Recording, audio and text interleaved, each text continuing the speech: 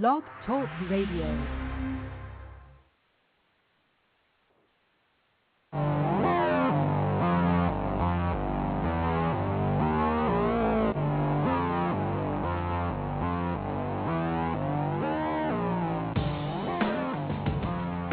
Welcome to Blog Talk Radio's, the Incoherent Ramblings of C&E. Christopher and Eric are your hosts, coming to you live from Greensboro, North Carolina, as we do every Thursday from 6 to 7 p.m. Eastern Time. Our intro music is provided from the Podshow PodSafe Music Network. Check it out at music.podshow.com. Also, feel free to email your topics for discussion, suggestions, and comments to incoherentramblings@live.com. Here we are, July the 23rd, 2009. This is Christopher. This is Eric. How are you doing today, Eric? Fantastic, Chris. Yourself? I'm doing pretty well. Tired, but I'm doing well. I'm just about caught up from the long weekend with the family and the wrestling match. Oh, when I clocked out of work yesterday, I was at, I think, 42 hours. Wow. So I had 2 closings this week. Excellent. And wrote another offer today. So it's been a very productive week. That's picking up a It little is. bit, huh? It is. In the real estate I market. have a real estate related story for today, too. You do? I do. I have, I don't have anything real estate related. So that's something to look forward to. Exactly. If people would like to call us, how could they do that? They could reach us by calling in our call-in number at 646-716-6928. Yes, they could. They can go to blogtalkradio.com. They can listen to past episodes on Facebook or MySpace or subscribe to our show on iTunes. Yes. The convenient thing there is, Easy for you to say. if you actually have iTunes installed, once you go in and subscribe to our channel, there's nothing else to do. Exactly right. It just automatically pulls it down every week for you. If we up and change the day like we did a few weeks ago, You wouldn't miss it. It won't even matter. Mm-hmm. If you're not listening live, you're still going to get it. That's exactly right. Listeners can also go to blogtalkradio.com/incoherent ramblings, right? Mm-hmm. And they can chat to us with Yes. us. They can send us suggestions or make comments about the show that we're talking about right now, or Future shows, past shows, whatever. whatever they so desire. And we get some of our material from listeners in just that manner, just that way. Exactly. Sometimes, like a couple weeks ago, live breaking news about Michael Jackson. That's exactly right. You heard it here first on the East Coast. So there are many different ways you can get in touch with us and stay in touch with us. Mm-hmm. Send us email. We do get email. We get show story ideas for our show. Mm-hmm. We get positive feedback. We get negative feedback. When? It happens. And some people out there that Shut up, Peter. Well, I have a email rule that it automatically filters everything coming in from PETA.org straight to my trash can. There you go. And then I just delete, so I don't ever have to worry about it. But we do get some negative feedback here and there, but it's mostly positive, and for that we are thankful to our loyal listeners. Nobody is still getting sick. Is it really? Well, it's getting ready to pour down rain. Yeah, well, it's a possibility. I don't know. There's the cloud, and it's almost past us. It's producing no rain. Mark my words, it will rain. Not out of this cloud. Heavily. Heavily. Well, hopefully it'll do it over Lake Brant. Going to pour. Yeah. So I guess a few weeks ago, or a month or so ago, or 2 months ago, we started the format change where we try to come up with good news for the show. As much as possible. As much as possible. I had more, but I could only get one of the stories to print. Well, I have some good stories to share as well. Well, good. Some heroic deeds and Awesome. whatnot. This one I just thought was so heart-touching that I thought you would like it the most. Mm-hmm. Do I need to go get some tissue? You really do. Is this that song about butterfly kisses or whatever? No, but it's even more touching Okay. than that. It reminded me of the Titanic, and I just... I know that's your favorite movie. I can't think of much more heartwarming news than a lot of people perishing in near frozen waters. Yes. That's heartwarming. I was thinking of the movie, not the actual event. Oh, okay. Isn't that what happened in the movie? Yeah, well, and some promiscuity. I keep watching thinking that the end will change, but it never do. Far, wherever you is. Okay. Why don't you share your Titanic-like story with us? Well, this is about Leonardo da Vinci? It isn't. This is about real-life people, Chris. This is real. This is not makeup. You're saying Leonardo da Vinci wasn't a real person? I'm just saying that love story was made up. Oh, this is the real thing. This is kind of like out of. Easy for me to say. They might write a movie. This may become a story, book or a movie based on just this story. Wow. So, Lost Letter Reunites Lovers. Oh, right there, the title grabbed me. July 20th, so it's very recent. Mm-hmm. Two former lovers reunited in a passionate airport scene. So good. Yes. I'm sorry. Don't ruin it. Two former lovers. Don't try and taint what is a beautiful story.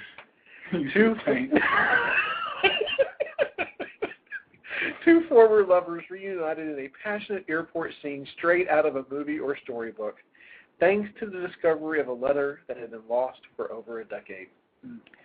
Steve Smith of Devon in southwest England and Spaniard Carmen Ruiz Perez, both 42, were married on July 17th.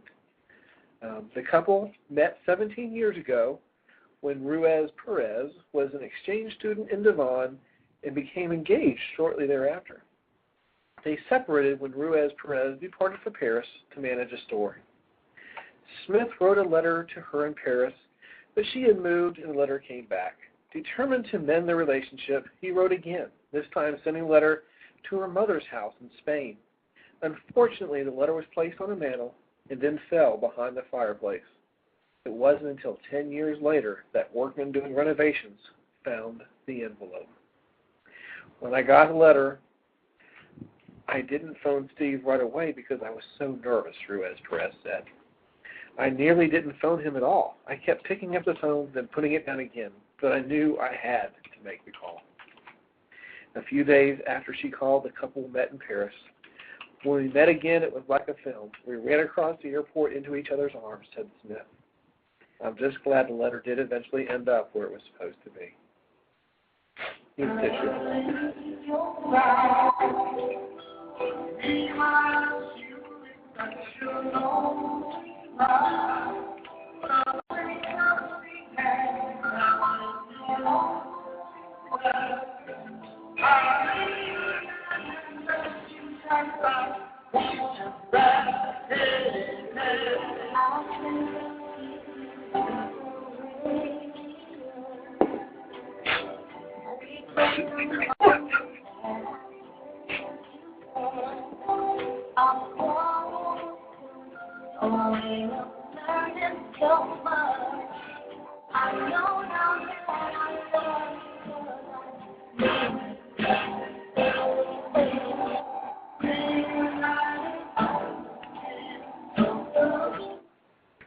Sorry. Just had to Feels so good. have a little peaches and herb. That's right. She went from Ruiz Perez to Ruiz Smith. A little bit later, we might have find out what if they both had the last name of Ruiz or Perez. Oh, wouldn't that be something? It would be. Why, do you have a story like that? Right. We might. One of us may have a story like that. I'm not sure. Well, that's a nice story, Isn't it? It's I hope they don't make it into the movie because it'll make you vomit. Because they'll make it corny. Right. And this wasn't corny. And it'll be hokey. Right. And this wasn't No. hokey. No. It'll be like Rudy Part 2. Which is based on a good story that they ruined with the movie. Sorry. I have a story of survival. Ooh, always good. Mm-hmm. Ex-Marine sends off a lion with a chainsaw. I mean, it's like Jack Bauer and MacGyver. And and Paul Bunyan all put together. He was, this is from Cody, Wyoming. He fought off a starving mountain lion that attacked him while he was camping with his wife and 2 toddlers. Usually camp with a chainsaw for us? I don't, but this man apparently goes camping prepared. Dustin Britton, a 32-year-old mechanic and ex-Marine, said he was alone cutting firewood about 100 feet from his campsite in the Shoshone National Forest when great white eagle, when he saw the lion stare at him from behind some bushes. He revved his 18-inch chainsaw and tried to back away, but the 100-pound lion followed. As the animal pounced, he raised the chainsaw, and it met head-on. A collision, he said, felt like a grown man running right into him. It batted me 3 or 4 times with its front paws, and as quick as I hit it with the saw, it just turned away. He later discovered he inflicted a gash on the lion's shoulder. He was surprised the damage wasn't worse. You would think that if you hit an animal with a chainsaw, it would dig right in. I agree. Because in the wood, which is harder than flesh and bone, I might as well hit it with a hockey stick. The wounded animal retreated, leaving Britton with only a small puncture wound on his forearm. The attack occurred Sunday evening. Wildlife agents shot and killed the lion Monday after it attacked a dog brought in to track the animal. Was it rabid?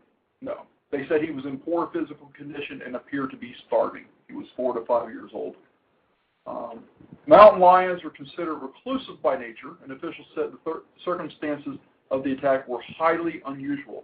Wyoming officials have documented only 8 cases of mountain lions attacking aggressively towards humans in the past 10 years. How many cases where the humans attacked the mountain lions with chainsaws? I think this is the first. It may be. But, I mean, this could have been worse. He was only 100 feet from his campsite where his wife and 2 toddlers were. So, and you can't fault the lion if he's starving and in poor physical condition. He's just looking for a meal at this point. Obviously, something's wrong because that's not typical behavior. It's not typical behavior. Anyhow, Dustin Britton of Cody, Wyoming, did a pretty awesome job of protecting himself. So. The next good story I had, I couldn't print, so I'll have to do it from memory unless you want to look it up on the thing. Tyler Perry, you got that TV show. Have you heard of him? Tyler Perry. House of Pain or something like that. I don't know. He's got some other one. Meet the Browns. I don't know if that's his or not. Well, I remember there was an advertisement for another one that said Tyler Perry. Anyhow, yes, I'm familiar with the name. Right. He decided to pay for a Disney trip for 65 children that were retarded. No. Okay. How should I say? From lower income families to go to Disney World. Gotcha. Underprivileged. Underprivileged is another good way to put it. So this story was much longer than that. That's my Cliff Notes version. So, in essence, and the children had a good time in the end. There were some poor folk, under regular circumstances, could never take their children to Disney World. It just would not happen. But the children obviously wanted to go, and he paid for it out of his own pocket. Right. I think that's awesome. And I thought that was pretty cool. Good for him. Yeah. Tyler Perry, we salute you. Absolutely. That's not cheap. No. Even if Disney World kicked in and said, hey, this is a good cause, let's just say they kicked in and gave him the tickets. Right. Unless they all lived in Orlando and they got some free bus rentals. it wasn't cheap. It may have been in Florida. It could have been. In Hollywood or wherever the other one is. But still, yeah. The fact of the matter is, he did this, he organized something, and these kids would have never done it without him. It didn't cost him a penny, but I'm sure he had to pay quite a bit out of pocket. I agree. Those tickets are outrageous. The last time I went, I didn't actually go to Disney World. I went to Epcot, and if I'm not mistaken, it was $48 per each. I want to say, I took Megan when she was 3, so that was, 6 years ago. And I want to say per person for all 4 park pass or something like that, it was like $200 a piece or something like that. Now, it is a little bit better of a deal if you get some of those multi-day passes for multi-parks. Maybe it was multi-day and multi-park. Yeah. I bought one that, in fact, I still have two to go to Universal. It was Universal and Island of Adventure and some other park. And it was, I forget the percentage, but it was much less money. I actually enjoy Universal more than I did Disney, personally. I enjoy Epcot more than I do Disney. I do too. Personally. I enjoyed SeaWorld better than most. I went to a place called Gator World, which I wouldn't say I enjoyed as much as the others, but it was pretty cool. I'm going to tell you a place that's cool. There is a place in South Florida, maybe it's close to Miami, called, I can't remember the name of it. I think it's Monkey World, but I'm not, it's Monkey Jungle. Monkey Jungle. And you are in the cage. Oh. As you're walking, now there's more than just this, but part of it you're actually walking through. But you're walking through like a tunnel maze made out of chain link. And the monkeys are seemingly roaming in the wild, but they're not because they're on a reserve. And I remember I was kind of standing there by his side. My mother was beside of me, and I said, check out that gorilla. And she said, where? She turns around. He was like literally less than a foot from her. And she screamed. So when she just kind of stared at her, I'm like, why are you screaming? But as he was watching you all in the cage. He said, hey, little gorilla, come over here and look at these people in the cage. An interesting thing, I don't know if they were lemurs or what, but they were some little monkey like a lemur. They had these tuna fish cans that had these little chains tied to them. And the chain was on the outside of the fence, and the can was on the inside of the fence. And the monkeys would lower it down to you for you to put food in, peanuts or whatever food you had, and then they would pull it back up. And it was the fun. I would sit there, I just kept putting peanuts over and over. One at a time. Because they were like, and then they pull it back up and then chewing on it. Now we find out where your love for monkeys comes from. I have always loved monkeys. That's why my parents took me there. I have a monkey story for you. Do you? Awesome. Is that a tragic ending? Yeah. Well, maybe. We may make it to the Unfortunately, it seems like all of the monkey stories we have are tragic. Indeed. Well, the Gator World is cool because, first of all, you can buy like stuff made out of gator, like gator boots and gator whatever, or gator soup. I bet PETA would love that. Oh yes. And then they had like this huge pit of gators, and they had this big chain that went over the pit, and they would put this big chicken on the chain. And they would maneuver it so it's hanging over top of the pit, and those gators would jump out of the water, leap, and grab that big old chicken and tear it off the chain. So, that's pretty awesome. Was the chicken alive? No, it wasn't a live chicken. It was a dead, old chicken. Oh, okay.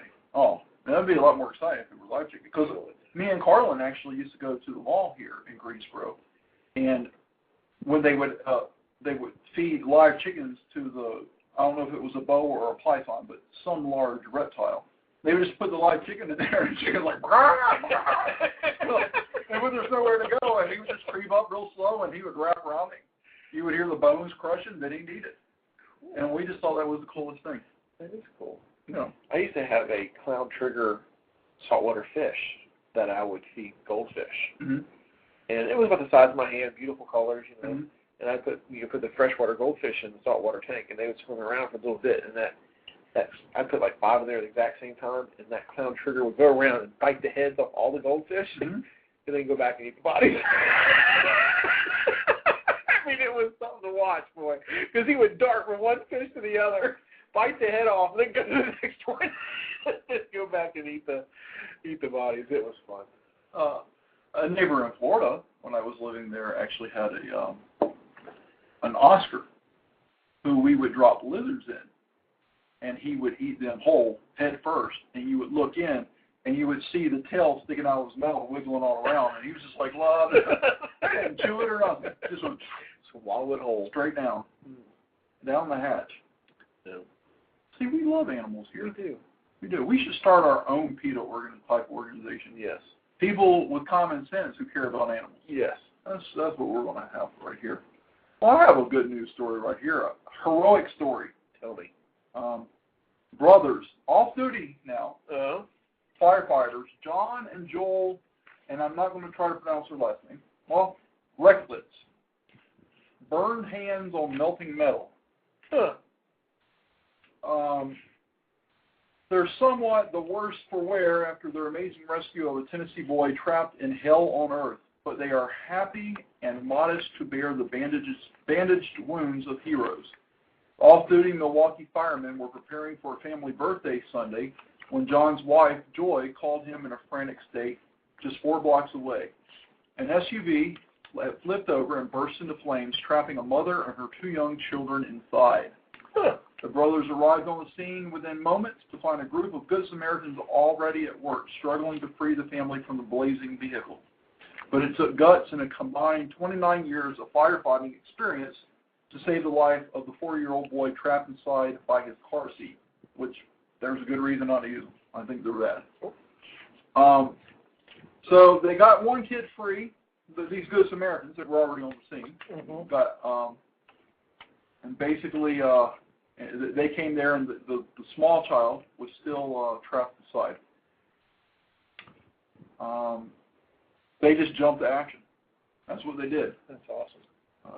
Joel and John took turns trying to wrest the child free from his seat, both burning their hands badly in the process. John cursed his luck for not having a knife on him when every second was a matter of life or death. We tried looking for the seatbelt release, but we couldn't find it in the mess, and that's when I came out. I'm screaming for somebody to hopefully have something in their pocket for me. I normally carry a pocket knife, but at the time I didn't, and for me that was extremely frustrating. He ran to his car, retrieved the knife, and they were able to cut the boy loose. The boy got burned pretty bad. When he got out, he was on fire. We did a good job, and thank God for the firefighters there. That was the doctor speaking. So, and the boy, how's he doing now? He's doing fine. Good. Yeah. So, I mean, and these 2 guys, I mean, they have burned up hands, but other than that, they're doing okay. They don't like the attention, but I think that's pretty awesome. I mean, obviously they're trained; that's their job. But they were off duty, right? Just hanging out, getting ready for a birthday party, and I guess that's when instinct swings into action for any of us. Whether it would have been, the 2 of us untrained or firefighters. Fortunately, they had skills that we wouldn't have. So when instinct kicked in, they automatically did things a better way. Right. And it obviously didn't even feel pain. So I thought it was a pretty awesome story. That is awesome. Heroes of the week, I think, would be fair enough to say. So I don't have any. I have bad stories. Yeah, bad stories. Right. So if you have any more good stories, you should share those now. Here's another short story. Okay. It's about survival, I guess. Up in Canada, Take off. A boy celebrating his 3rd birthday was unhurt and apparently unfazed after he floated nearly 8 miles down a river riding atop his toy truck. It's like the lady who wrote 5 miles on her own around. She was asleep. Yeah. She was like, "What did the preacher speak on today?" Because she thought she was at church. Yeah. The boy's family was camping at a popular park near Fort St. John in northeastern British Columbia on Sunday when the boy wandered off unnoticed and somehow entered the nearby Peace River. The boy's parents at first thought he was playing with other relatives at the campsite, but police were later alerted and had begun to search when a boater found the boy and the toy about 7.8 miles away. Holy smokes. After a nearly 2-hour journey down the swift-moving river, the boy had no injuries and was apparently unaware of the danger he had been in. He was very excited to see the police. A local news report said the boy made sure the boater who found him also retrieved the toy truck. So apparently he was just like sitting on this plastic truck that floated down this somewhat It looks like river. one of those trucks like the, like Fred Flintstone truck. Yeah, exactly. And he's just like, it's his own kayak. Right. He might grow up. I'm surprised it floated, to be honest. I know. But what I thought was funny is that he was unfazed. Yeah. Like, da, da, da, da. Now, yeah, I can see him like, what? Like holding the steering wheel. Look at the pretty trees. There's a birdie. I'll just go for a walk. I really don't have any other. This one's too long to read, so I will just give a short version like your Tyler Perry version. Okay. Toledo, Ohio. I've got a lot of Ohio stories today for whatever reason. A pool was going to shut down.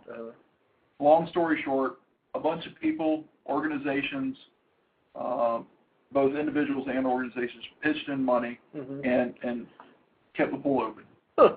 So it's hot, it's summer, the kids are able to go play and have fun. So like we said before about people coming together for the overall betterment of mankind. Right. And that's kind of the gist of the story, but it's way too long to read. I got a bad story from Ohio. Okay.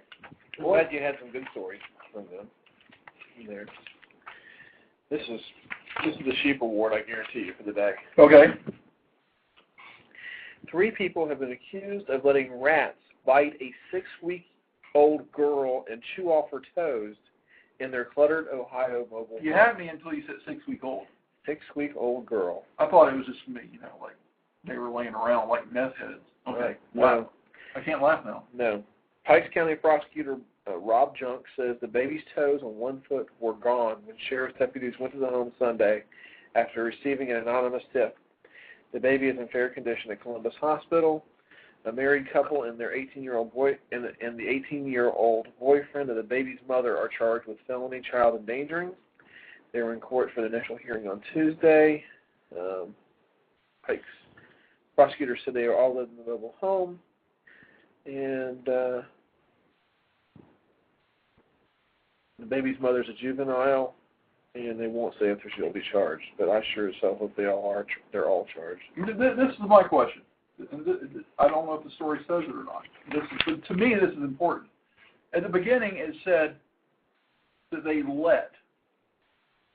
Okay, now, were they just maybe like high or drunk or negligent, and when the police came in, there was rats in there chewing on the toes, or were they like doing it on purpose, like putting the rats in there so that the rats would chew on the child? I hope to God that wasn't it. I just think that they let it happen. Grossly negligent and let it happen. I mean, I'm sure a rat doesn't chew all the toes off of a baby's foot in a split second. And it would have to be screaming bloody murder. Screaming bloody murder for something like that to happen.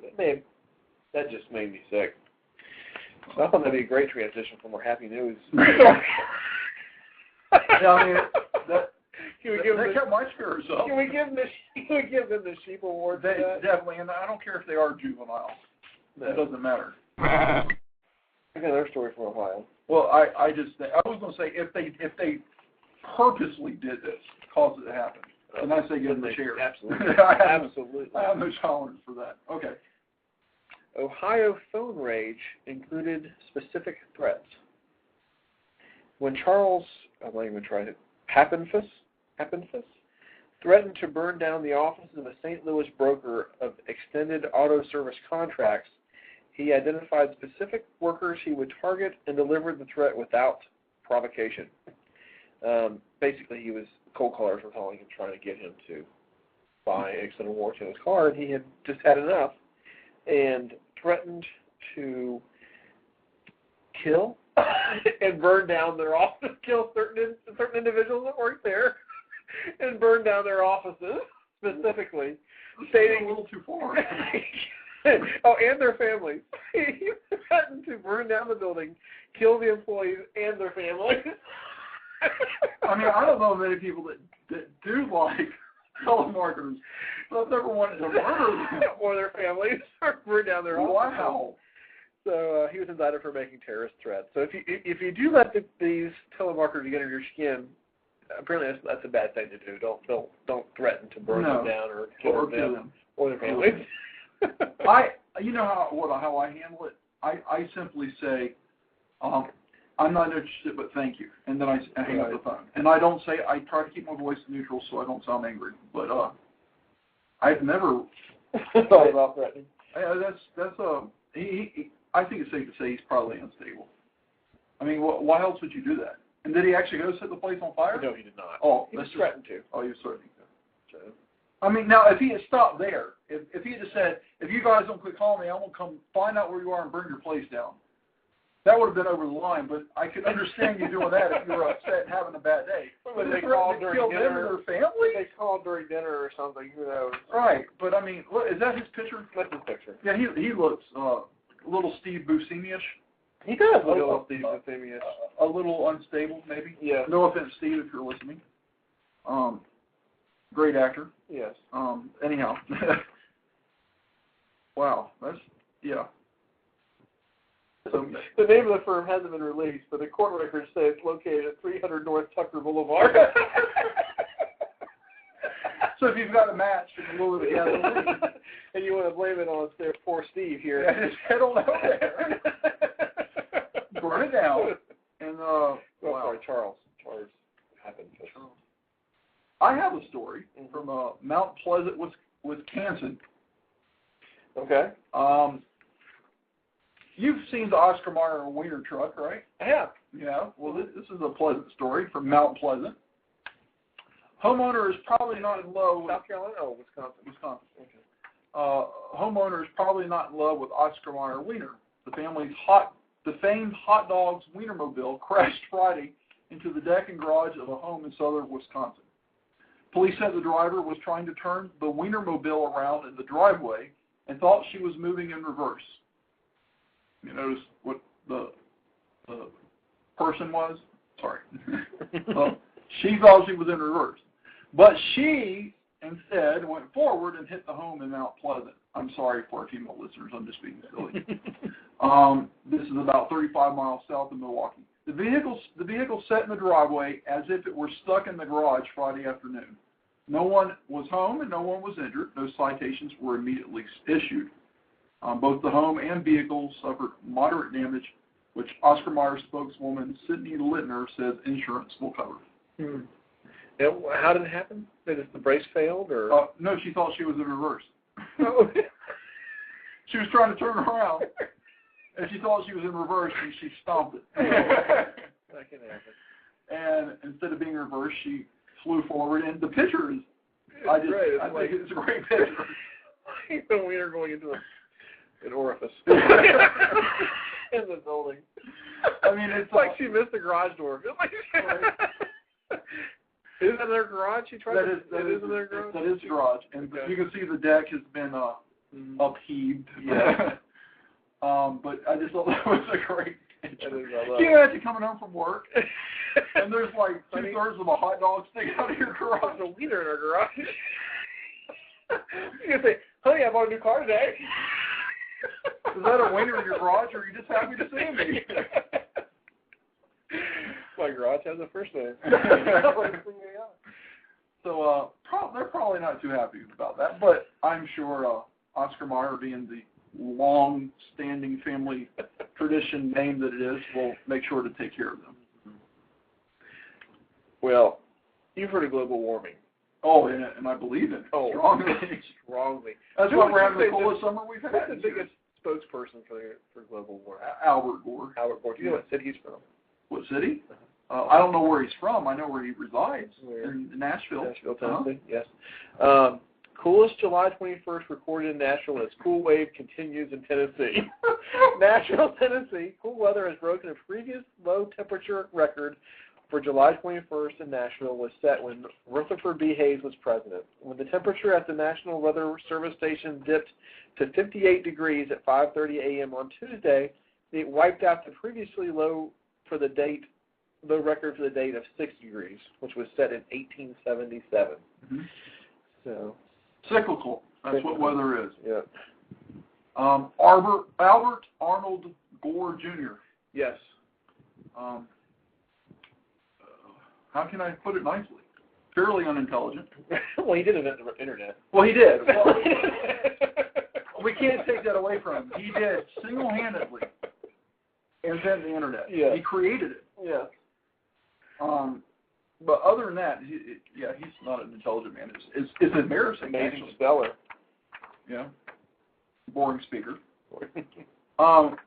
Yeah, you know, I was talking to my father, as a matter of fact. It's funny you bring that story up. We were remarking how pleasant this summer has been. Uh-huh. And in fact, today was the first day that I really felt hot. I was walking out to move my car, and it wasn't super hot, but it was in the I think the mid to upper 80s, but it was really humid. Right. I was like, now this feels like summer. Earlier in our year, before it was even actually summer by the calendar, it was still late spring, we had some days in the 90s. I think there were 92, 93 right. a few Yeah, days. we did. But the humidity was like 43% or lower. And there was a breeze. It was actually, you know, fairly manageable. Right. But since then, we've had a very pleasant summer. We had a couple hot weeks there that I thought were warm. Right. But not 98 degrees with 100% humidity. Right. But, yeah, these last few, especially, last weekend was just amazing. Unbelievable. Like on my daughter's birthday party. Mm-hmm. We had 6 people who were all outside, all very high of 83. Yes. Low humidity, and a nice breeze. Yes. It was wonderful. In fact, a couple weeks ago, I'm not making this up, I was walking Bella, our show's mascot, along Allenstown Parkway in the shade of the trees that are there. And the wind was blowing. And I actually had one of those a little chill, right, where my body kind of shook. And it was 11:15. And this would have been early July. Right. And I had I'm not saying I was cold. I had a little bit of a chill because the wind was blowing against my bare skin. Right. Because, you know, I walk in the nude. Well, yeah. No. There's that. That always gives me the shivers. No matter what the temperature. Shiver me timber. Well, you know, my dad is ultra frugal, but they've only turned the air conditioning on once this year in Ohio, and I'm telling you, it got down into the 50s at night here still. Right. That's crazy. I have been keeping my thermostat cooler than I ever have, ever. I'm frugal also, but also my house and also the studios here. Right. It's a little bit older, not very well insulated. The windows leak, and basically, you have to keep it colder than, like in my parents' home, which is very well insulated. They keep theirs on like 78 or 80, and honestly, in the summertime, it feels comfortable. Right. If you're just sitting there, you can't get away with that here in this house. I have it as cold as I've ever kept it. My last Duke power bill was $45. Wow. It's usually this time of year, 100, 120. And I'm not making that up. And this is what I was saying to my father. It's funny because no matter how you look at it, Al Gore looks like a hero. Because if global warming actually does exist, which I don't believe it does, many meteorologists believe that it's all a hoax. Right. Dave Aiken, he's on a show that rips off a lot of our material. Right. He's a meteorologist, and he believes it's just a bunch of garbage. Right. But nonetheless, if it turns out to actually be real, then it's like, well, Al Gore was right. If it turns out to be fake and the cyclical pattern starts going back down, then all he has to do is say, well, we thought it was past saving, but everybody has pitched in another part, and when we all come together, look what we can do. Yeah. And then he still looks like a hero because there's so many sheep that will follow this guy in every word that he says. And that's embarrassing. Well, personally, I do have a couple real estate related stories. You do? Why don't you share them with us? One I think I've already told you about, but I'll share with our listeners. Okay. I have a property that I've sold twice. Mm-hmm. Have I told you the story? No. Randall? No, this is the one over by Liz White's. Okay, I'm familiar with that. Okay. I've sold the house twice. Both times I represented the sellers. Mm-hmm. This person who owns it now has tried to sell it for the last year and a half and unsuccessfully. I'm not saying I'd have any more luck with it than the other realtors, but he's not been able to sell it.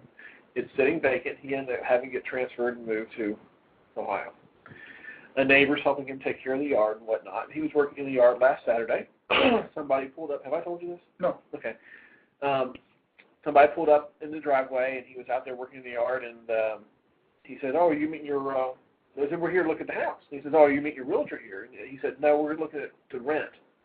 He said, the house isn't for rent. And he said, oh, well, I saw on Craigslist, I thought it was. So they left. 3 more people came, wanted to look at it to rent. He said, the house is not for rent. He leaves, goes to the grocery store Saturday, comes back. There's stuff in the garage, signs out of the yard. He goes up and talks to people. He says, oh, yeah, we just rented the house. He says, I'm certain this house is not for rent. So he calls the owner. They said, oh, yeah, we saw it on Craigslist. We sent in our deposit, and we rented the house for $500 a month. And this house was easily rented for like $1,000. Mm-hmm. He calls the people in the garage said. He calls the owner in Ohio. No, I did not list it for rent on Craigslist. Somebody listed his house for rent on Craigslist, said that they were out of town, could not show it to him, but had a link to a virtual tour the realtor had for the house so they could walk through it online. Wow. Sent them $1,000 for, they sent him $1,000 for their first month's rent and deposit, and totally ripped them off. And we're moving in. How they get a key? I don't know that part. Wow. So that's a scam that's out there, folks. And apparently it's not just happening here. That's not like it's a unique experience. Apparently they've looked into it, and it's happening a lot with Craigslist right now. So where do people come up with these? I know. Anyway, that was my first informational real estate related story. I have a story to share on that. Okay. A house that I grew up in West Palm Beach. My parents were renting it when we moved up here. Not the same story because they were renting it. Right. We got a call from some backdoor neighbors that were very concerned because of the condition the house was in and the type of folk that were coming in, the prostitutes and drug users that were coming in and out of it. And they get this. Yeah, they do. we came down and we come to find out. My mom, she's been getting her rent paycheck from her rent every month from the renter. He had sublet it to 3 families. He wasn't even living there. Wow. He was living elsewhere. There were 3 families. There were one family was 8 people. The other family was like a couple and then a couple and a child. So that would be 10, 13 people. Wow. A lot of children, though. It was 3 bedrooms. It was 2 baths. There was a large... Well, that's what you expect for 13 people. That's plenty of room. There was a large family-type room in the back that was very nice size.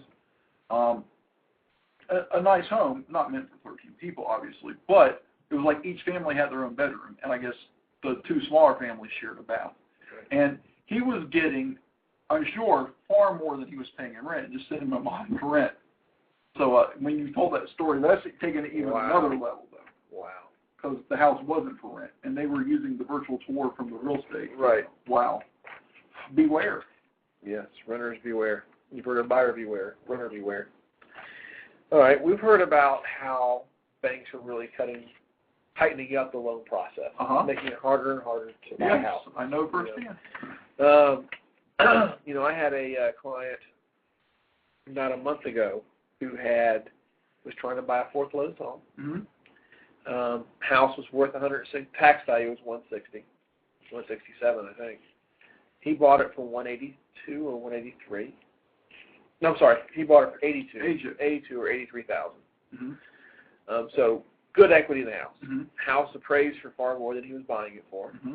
He had credit scores of 750. Mm-hmm. He was putting 20% down, and had $50,000 in the bank that he was getting a loan from for repairs and improvements. Not that the house needed that much. Mm-hmm.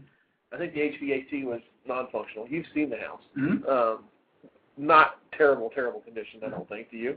No. Okay. Not great condition. Not great condition. It needs some work, but... With the right amount of work and TLC, it's livable. Yes. Okay. He couldn't get a loan. He was denied a loan on that house because the appraiser said the condition was fair instead of good. So this gentleman here in... where was he calling? I forget where he was. I'm not sure where he's located, but irate bank customer hits back. Defiant artist Roger Griffiths today made a stand against Westpac by withdrawing his $190,000 in savings in $20 notes. The bank provided a red and black carry bag to take away the cash after meticulously counting it in front of Mr. Griffiths at his Nelson branch. Mr. Griffiths, a loyal Westpac customer for 25 years, decided to withdraw his money after the bank rejected his application for an $80,000 mortgage. It's about time normal people took a stand, he said. He said the bank turned down his application because he did not have regular income as an artist. However, he was a successful artist, exhibiting his paintings at the World of Wearable Art Complex in Christchurch in New York, he said.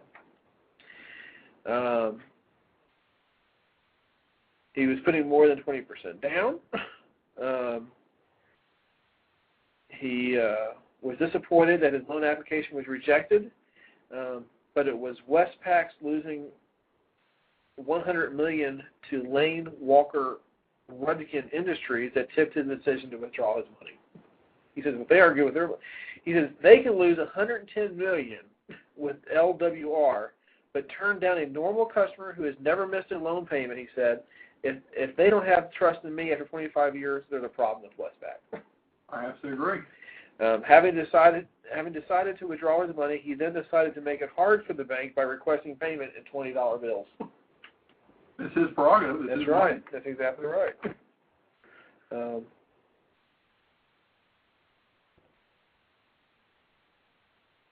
He said that the Nelson branch told him he did not have that amount, that he would have to also go to other branches at Stoke, Richmond, and Matuka. However, he insisted the bank had the money ready to collect at 9 a.m. today.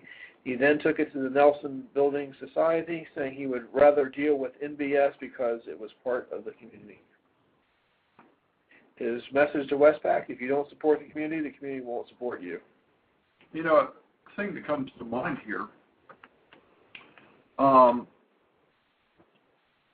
regardless if he had a source of income, steady income or not, that's irrelevant.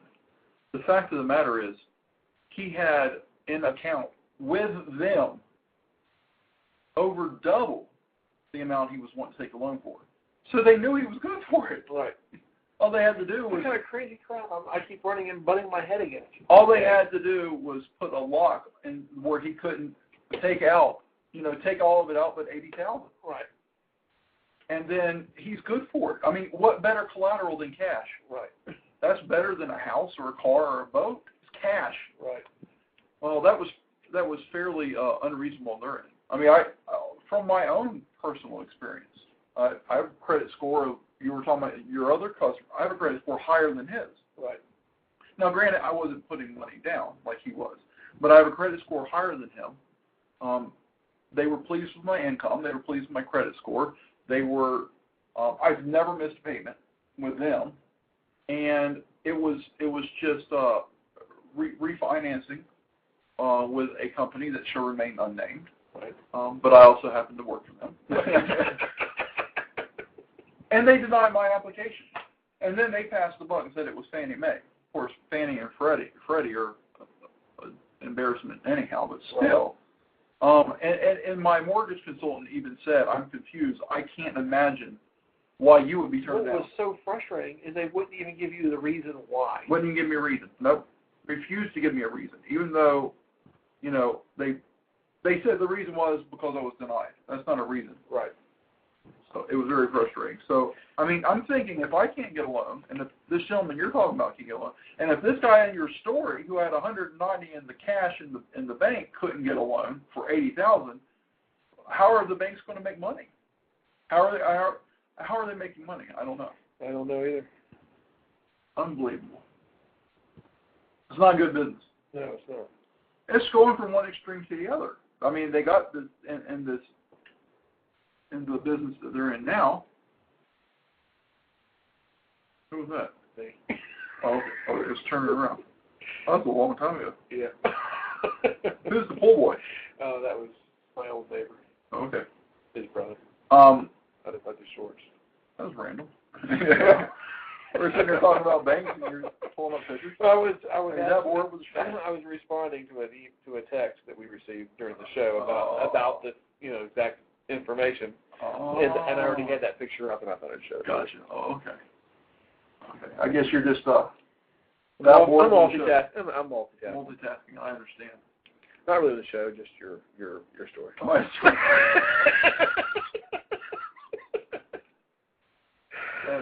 That's still good. You never gave us your review of the movie that you promised us. Oh, which one was that? If you can remember the name, I might give it to you. I think Hannah Montana, or nope, wasn't that? Oh no, I'm not talking about Pelham. I'm not talking about that either. Oh, You're talking about the one Mike was commenting on, right? I don't know. It's some ridiculous movie. I can't believe you went to see it. Well, if you can remember the name, I'll give you the review. Well, I know the review. 2 words. It starts with it. Must see.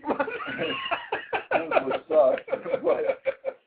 I can't remember the movie. I think you're talking about the rental that I saw the other day, aren't you?